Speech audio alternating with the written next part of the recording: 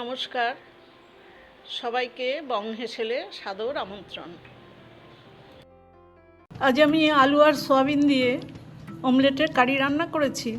গোটা ডিম রান্না তো আমরা সবসময় করে খেয়ে থাকি, কিন্তু অমলেটের তরকারিও খেতে খুব ভালো লাগে। আমি একটু অন্যরকমভাবে অমলেটগুলো করেছি, অনেক লেয়ার হয় এবং খেতে খুব ভালো হয়। এই রান্নাটা যে কোনো কিছুর সাথেই খাওয়া যায়, রুটি, লুচি, পরোটা, ভাত, ফ্রাইড রাইস। আপনারা এইভাবে আমার মতো করে রান্না করে একবার খেয়ে দেখুন, খুব ভালো লাগবে। এখন আমি আপনাদের দেখাবো কি করে আমি এই রান্নাটা করলাম। রান্নাটা করবার জন্য আমি প্রথমে 8টা ডিম, দেখুন এই যে ভেঙে নিয়েছি, একটা বাটিতে ভেঙে নিয়েছি 8টা ডিম। এই ডিমটা ভালো করে ঘুটে নেব। এই ডিম ছাড়াও দেখুন আমি 6-7টা ছোটো সাইজের আলু সেদ্ধ করে মাঝখান দিয়ে কেটে লবণ মাখিয়ে রেখেছি। আর 50 গ্রাম সয়াবিন, এটাও আমি জলে সেদ্ধ করে ভালো করে জলটাকে পুরো ছেঁকে বাদ দিয়ে দিয়েছি। এই সয়াবিন, আলু আর এই ডিমের আমি অমলেট তৈরি করব। এই দিয়েই আমি আজকের রান্নাটা করব। ডিমের অমলেটটা করবার জন্য আমি একটা পেঁয়াজ ছোট ছোট করে কেটে নিয়েছি, আর 4-5টা ছোটো কাঁচা লঙ্কাও কেটেছি। আর দেখুন 1/4 চামচ লবণ আছে। এই লবণ, পেঁয়াজ আর কাঁচা লঙ্কাটা আমি অমলেটের মধ্যে দেব, সেই জন্য আগে পেঁয়াজ আর লঙ্কাটা লবণের সাথে ভালো করে মাখিয়ে নিচ্ছি। এই পেঁয়াজের সাথে লবণটা মাখালে লবণটা খুব ভালোভাবে মেশে, তা না হলে ডিমের নিচে লবণটা পড়ে যায়। এবার ডিমের মধ্যে এই পেঁয়াজ লঙ্কাগুলো দিয়ে দিলাম, আবার একটু ভালো করে ফেটিয়ে নেব। ডিমটা ফেটানো হয়ে গেছে। আমার এই 8টা ডিম, একটু ছোট সাইজের ডিমগুলো যদিও, এই 8টা ডিমের গোলা দিয়ে আমি 2টো অমলেট বানাবো। তারপরে আমি অমলেটের কারিটা রান্না করব। এখন আমি প্রথমেই অমলেটটা তৈরি করে নেব। অমলেটটা তৈরি করবার জন্য আমি লো টু মিডিয়াম আঁচে একটা প্যান বসিয়ে দিয়েছি। সেই প্যানে 1 চামচ সর্ষের তেল দিয়ে এই চামচটা দিয়ে 2 চামচ ডিমের গোলা দিয়ে দিয়েছি। এবার প্যানটা ঘুরিয়ে আমি গোলাটা পুরো প্যানের মধ্যে ছড়িয়ে দিলাম। অমলেটের পেছন দিকটা বা একটা পাশ ভাজা হয়ে গেছে, আমি অমলেটটাকে একটু গুটিয়ে নেব, ফোল্ড করে দেব।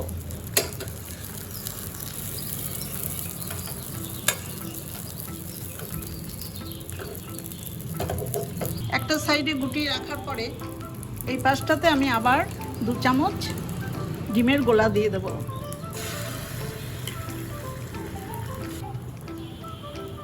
দেখুন এই গোলাটাকেও আবার আমি একটু ভেজে নেব ভালো করে।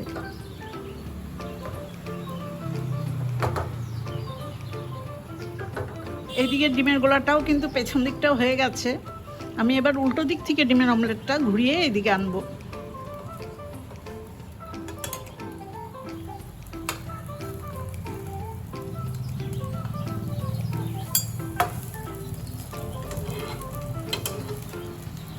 দেখুন অমলেটটাকে এই পাশে এনেছি, আমি ওই সাইডে আবার 2 চামচ ডিমের গোলা দিয়ে দেবো।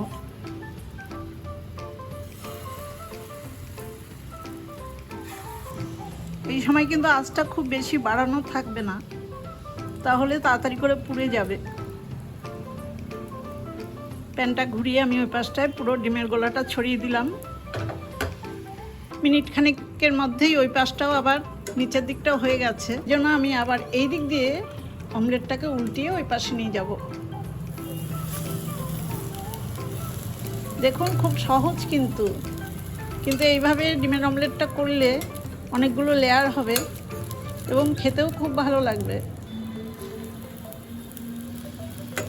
3বার কিন্তু অমলেটটা ঘোরানো হয়ে গেছে, আমি আবার আরেকবার দেব। আবার অমলেটটাকে আমি ওই পাশ থেকে ঘুরিয়ে এইদিকে নিয়ে আসবো।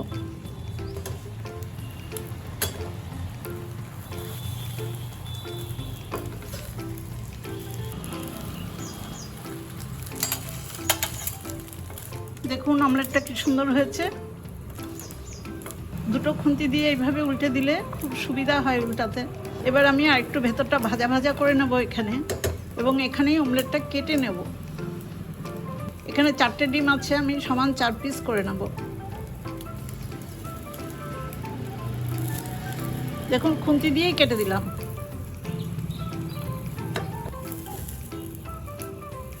আমার এই অমলেটটাও হয়ে গেছে। ঠিক একইভাবে আমি বাকি আরেকটা যে অমলেট করব গোলাটা দিয়ে, সেটাও করে নেব। অমলেটগুলো দেখুন সবকটা ভেজে নেওয়ার পর আমি ফ্রাই প্যানটাতে আবার 2 চামচ সরষের তেল দিয়ে দিয়েছি। সেই তেলটা গরম হয়ে গেছে। এখন সেদ্ধ করা আলুগুলো একটু ভেজে নেব। তাতে অল্প গুঁড়ো হলুদ দিয়ে দিয়েছি, লবণ আগেই মাখিয়ে রেখেছিলাম। এখন এই আলুটা ভেজে নেব।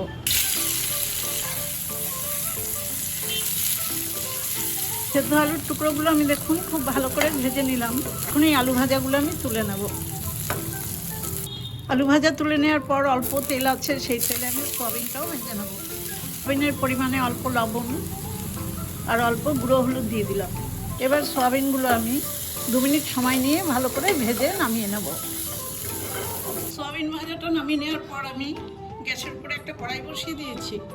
কড়াইতে মিডিয়াম ফ্লেমে আমি 2 টেবিল চামচ সরষের তেল দিয়েছি। তেলটা গরম হয়ে গেছে। এবার আমি মশলা দেব। কোনো ফোড়ন দিলাম না, ফোড়ন ছাড়াই আমি মশলা দিয়ে দেবো। 1 চামচ দেখুন গুঁড়ো হলুদ, জলে ভেজানো। আমি জলে ভিজিয়ে গুঁড়ো হলুদটা পেস্টের মতো তৈরি করে নিই। আর 1.5 চামচ মতো বাটা মশলা। এই বাটা মশলার মধ্যে আদা, জিরে আর শুকনো লঙ্কা আছে। মশলাটা ভাজতে ভাজতে দেখুন আমি 2টো ছোটো সাইজের পেঁয়াজ আর 3-4টে রসুনের কোয়া একসাথে বেটে নিয়েছি। এই বাটা মশলাটাও দিয়ে দিলাম।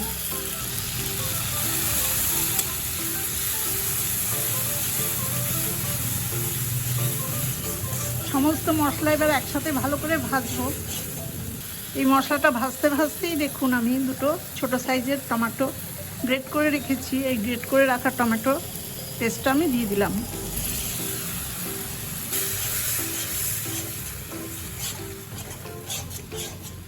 এবার মশলাটা খুব ভালো করে ভেজে নেব।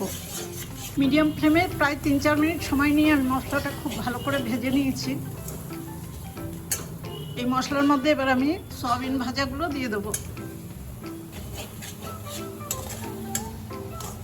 আমার লবণ দেওয়া বাকি আছে কিছুটা, 1/2 চামচেরও কম, 1/3 চামচ লবণ দিলাম। কারণ সয়াবিনে লবণ আছে, আলুতেও আছে, অমলেটেও আছে। আমি ভেজে রাখা আলুগুলোও দিয়ে দেবো। আলু সয়াবিন সব এবার মশলার সাথে ভালো করে মিশিয়ে নিচ্ছি। এবার পাশের বার্নারে আমার গরম জল আছে পরিমাণ মতো, সেই গরম জল দিয়ে দেবো।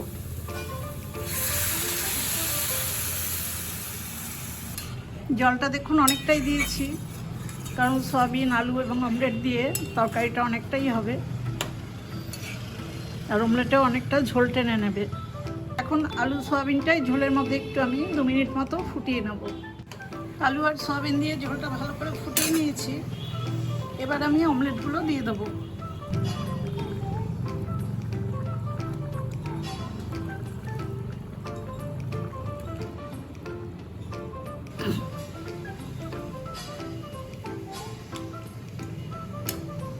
এবার অমলেটগুলো আবার একটু ঝোলের মধ্যে ডুবিয়ে দিচ্ছি। এখন অমলেটের সাথে ঝোলটা আবার কিছুক্ষণ আমি ফুটিয়ে নেব। আঁচটা লো টু মিডিয়াম রাখবো। রান্নার শেষে দেখুন আমি 1 চামচ গরম মশলা জলে গুলে এর মধ্যে দিয়ে দিলাম।